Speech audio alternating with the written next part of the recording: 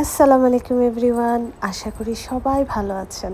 শাড়িটা খুব পছন্দ করে কিনেছি, কখনো পরা হয়নি। শাড়িটার রাজকীয় একটা ভাব আছে, আর সেই সাথে পহেলা বৈশাখেরও একটা ছোঁয়া আছে। প্রতিটা মেয়েরই কম বেশি আলমারিতে পড়ে আছে এরকম অনেক শাড়ি আছে, যেগুলো খুব পছন্দ করে কিনেছে কিন্তু পরা হয়নি। দাওয়াতে যাওয়ার আগে আমার কত ভাবনা থাকে, আজকে এটা পরবো, আজকে এই শাড়ি পরবো, এইভাবে সাজবো। কিন্তু দাওয়াতে যাওয়ার সময় আমি সবচেয়ে শর্টকাট থ্রি পিসটাই বেছে নেই।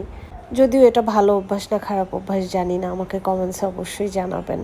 ক্রিম কালারের শাড়ি, তার মধ্যে রয়েছে গোল্ডেন কালারের কাজ করা, আর পাড়টা এত সুন্দর রেড, অদ্ভুত একটা সুন্দর রেড। হাতে পরেছি কয়েকটা কাচের চুড়ি, কপালে ছোট্ট একটা লাল টিপ, আর একটু করে লাল লিপস্টিক, যেটা আমার খুবই পছন্দের। একটা মজার বিষয় শেয়ার করি, আমাকে দেখে নিশ্চয়ই বোঝা যাচ্ছে না যে আমার 101 জ্বর। আলহামদুলিল্লাহ, আমি সব সময় সবাইকে বলি সৃষ্টিকর্তার কাছে আমি অনেক কৃতজ্ঞ।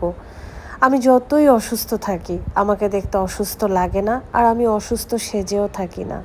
আমি চেষ্টা করি আমার দিনগুলো সুন্দরভাবে কাটাতে। আমি সমস্যাতে থাকলেও বলি না, আমি সুখে থাকলেও বলি না, আমি দুঃখে থাকলেও বলি না, আমি অসুস্থ থাকলেও কাউকে কিছু বলি না। শরীরে খুব বেশি কষ্ট হলে শুয়ে বসে কাটিয়ে দিই।